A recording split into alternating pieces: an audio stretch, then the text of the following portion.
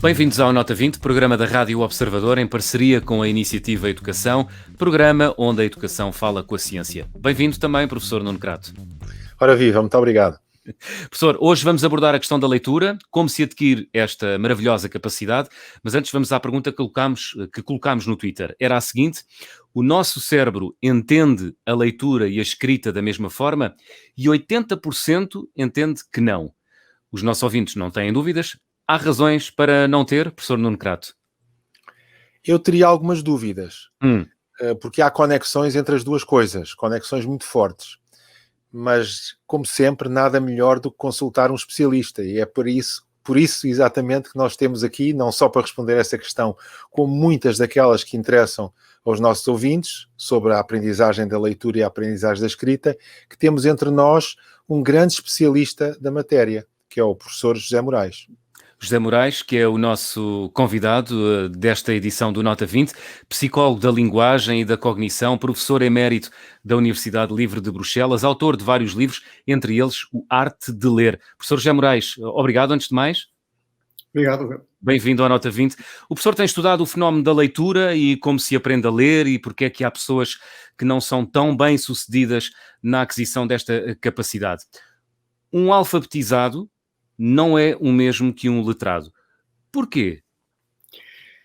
Um alfabetizado é alguém que aprendeu o sistema alfabético, simplesmente. E letrados, há muitos no mundo que não são alfabetizados. Essa é a primeira razão. Mas há outras razões. É que simplesmente ser alfabetizado não significa que se é hábil na leitura e na escrita. E não significa que se, através da leitura e da escrita, se desenvolve as capacidades cognitivas. Ora, portanto, letrado é muito mais que alfabetizado. E digamos que se pode considerar três coisas, três capacidades.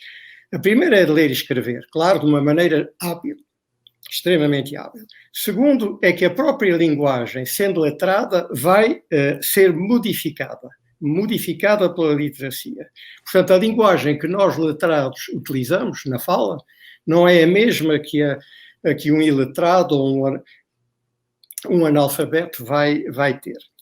E o terceiro aspecto é que o nosso pensamento, a nossa racionalidade, a nossa capacidade crítica também são influenciadas pela literacia, pelas nossas capacidades de leitura e escrita. Portanto, tudo isso está ligado. E penso que simplesmente falar em equiparar alfabetizado e letrado é perfeitamente impossível. Deixa-me ver então se percebi. Um alfabetizado é uma pessoa que conhece as letras, conhece as sílabas e as palavras.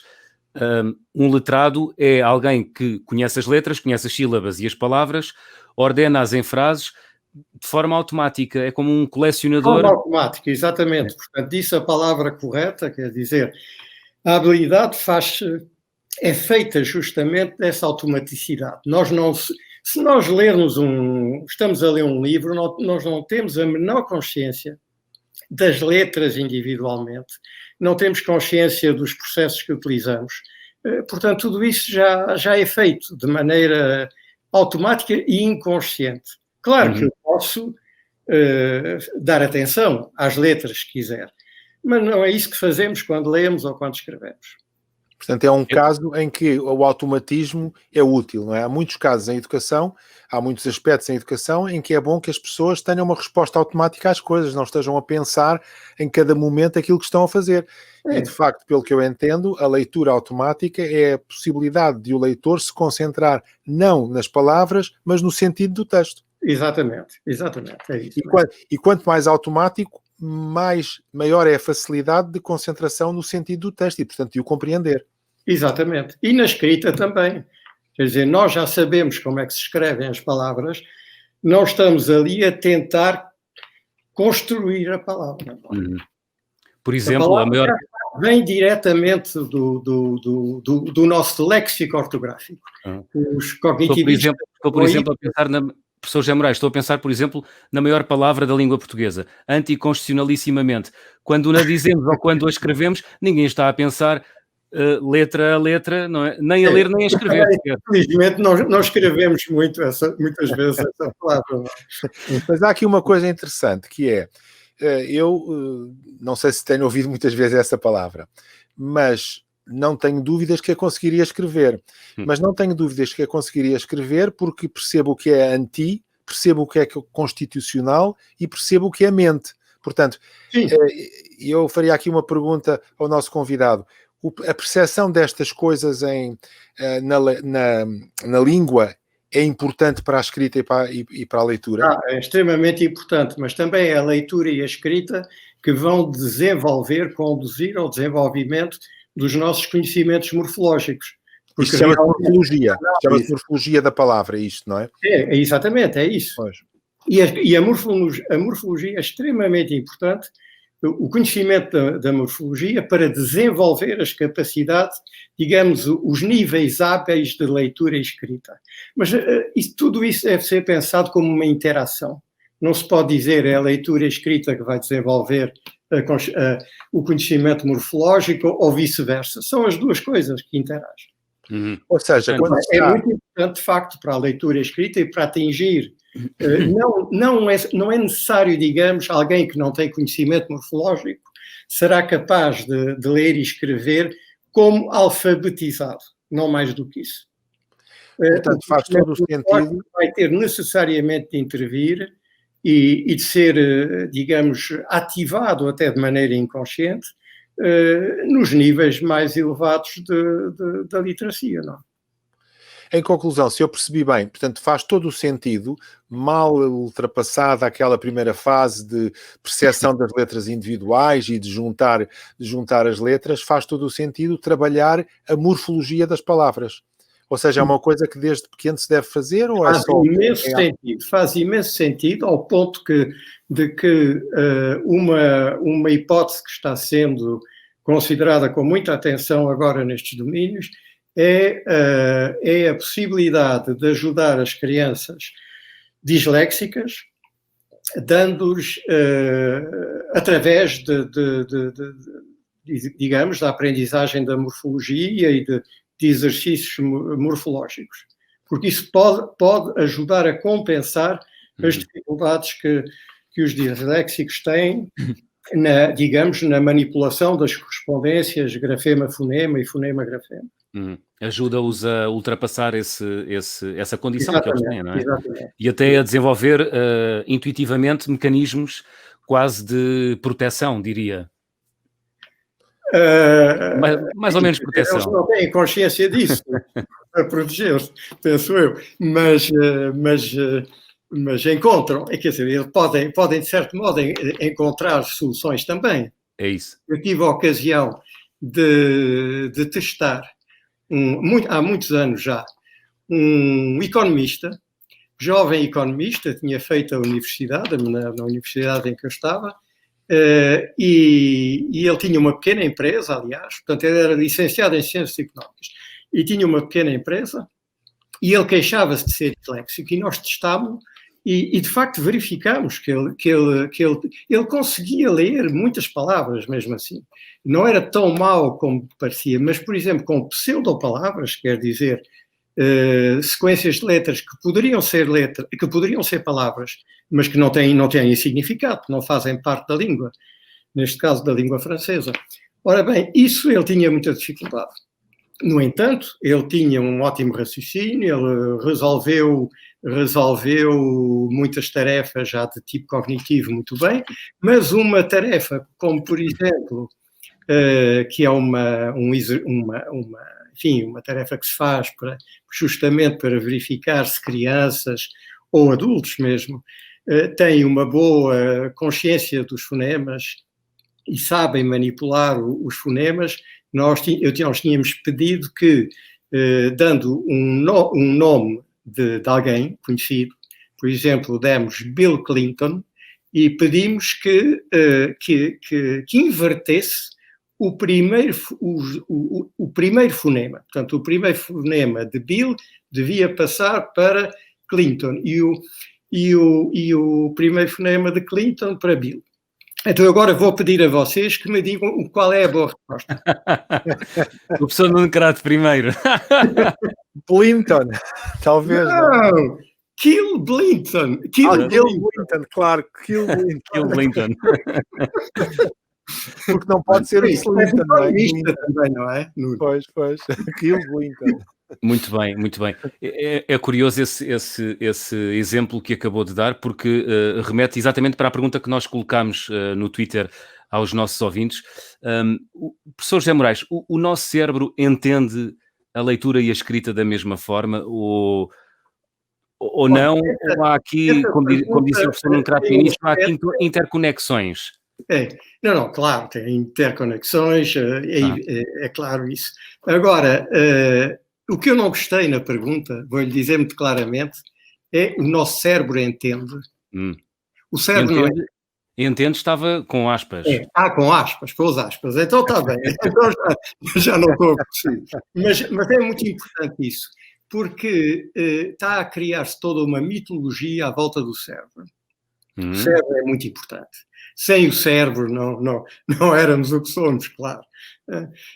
Agora, não é o cérebro que lê, como muitas vezes se diz. Não é o cérebro que lê. Somos nós que lemos e que aprendemos a ler. Agora, se não tivéssemos o cérebro, e se, digamos que são as duas coisas, é como se não fossem separadas.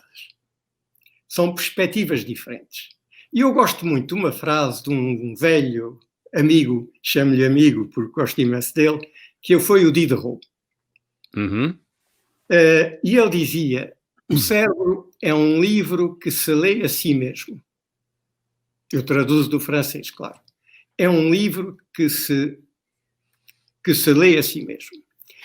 Bom, a frase é poética mesmo, é muito interessante.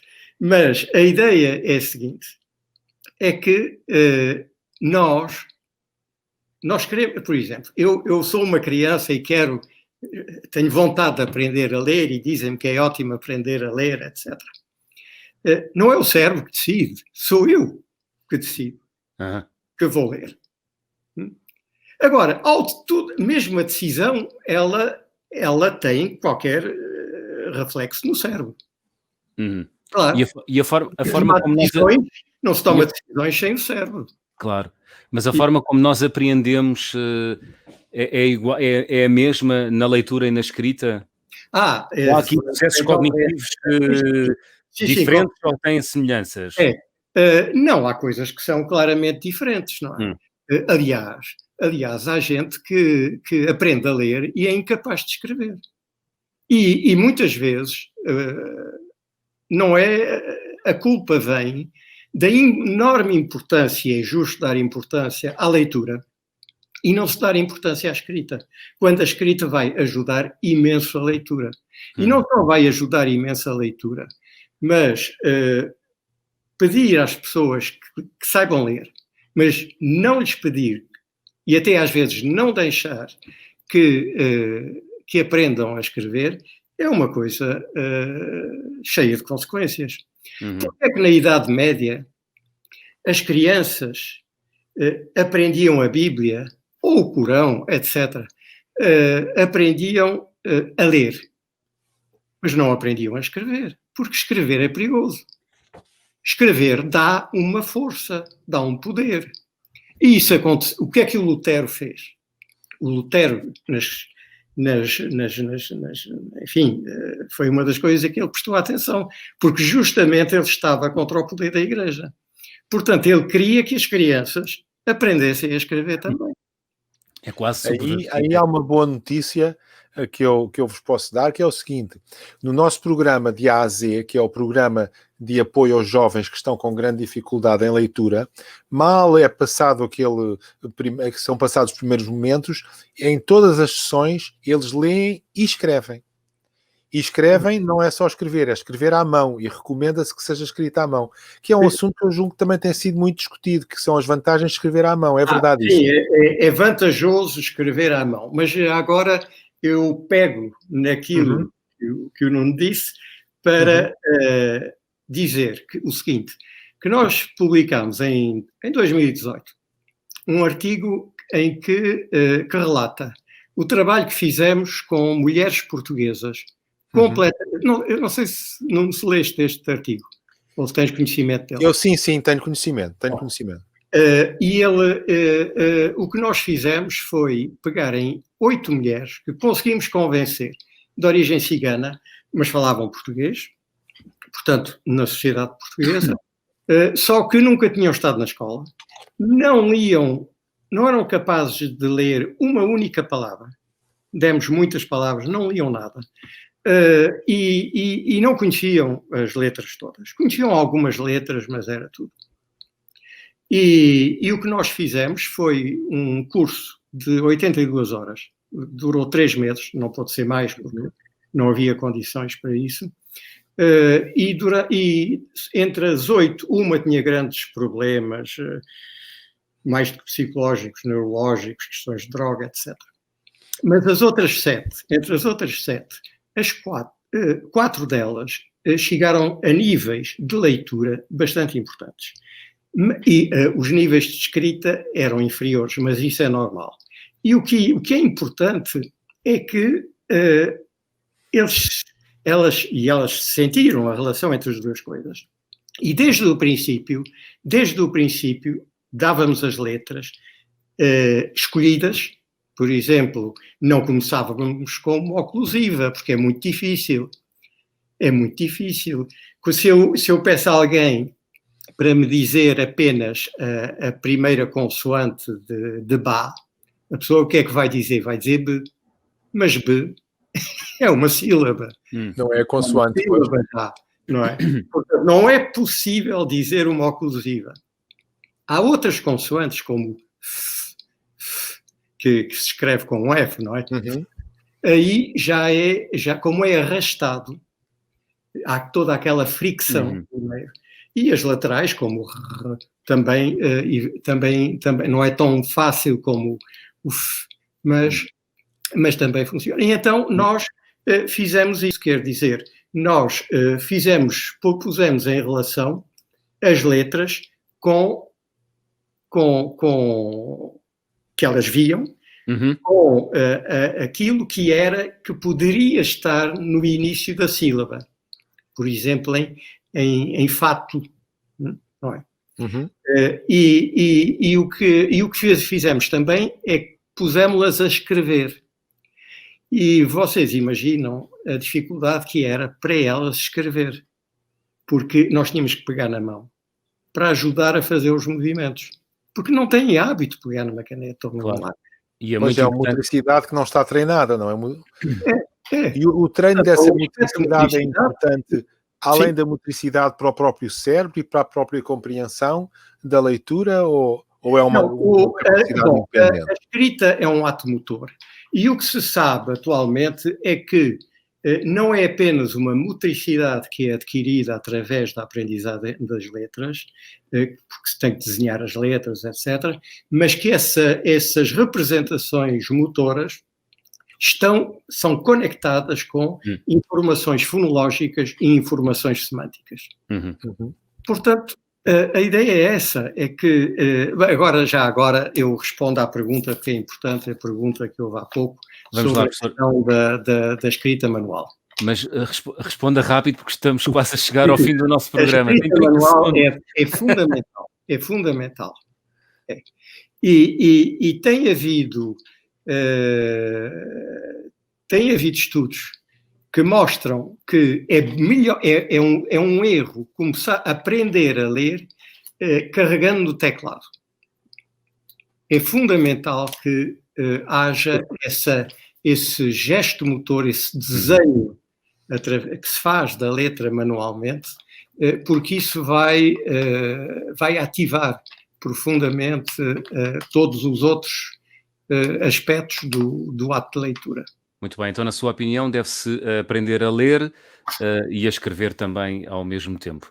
Sim, ao mesmo tempo, e começar, não quer dizer que não se possa aprender também a bater num teclado, mas deve-se começar com o desenho das letras. E houve em particular um grupo que trabalhou, que ainda existe e continua a trabalhar sobre isso, na Universidade de Marselha, e os resultados das experiências deles são absolutamente fantásticos e decisivos. Muito bem. Professor José Moraes, muito obrigado por nos ter ajudado a compreender o fenómeno da leitura e também a desfazer, possivelmente, alguns mitos na cabeça de alguns ouvintes. Muito obrigado por ter vindo ao Nota 20. Foi muito agradável estar com vocês. Obrigado. Obrigado. Crato, antes de fecharmos o programa, breves notas sobre esta questão, rapidamente. Primeira nota, soube a pouco, temos que trazer aqui o professor José Moraes outra vez. Segunda nota, a fluência é importantíssima. Terceira, a natureza morfológica das palavras é importante ser ensinada. E quarta ou quinta, já não sei, que já me perdi, é muito importante escrever à mão. Muito bem. Na próxima semana vamos falar sobre o Teams. Não vou dizer o que é, senão descobrem já a resposta que vamos colocar no Twitter, mas é a seguinte: o Teams é diferente do PISA? Sim, avaliam conhecimentos diferentes, não avaliam essencialmente o mesmo. É a pergunta que vai ficar disponível daqui a instantes na rede social Twitter. Passe por lá para responder. Depois, na próxima semana, revelamos a resposta correta e o professor Nuno Crato faz um breve comentário. Professor, até para a semana. Até para a semana.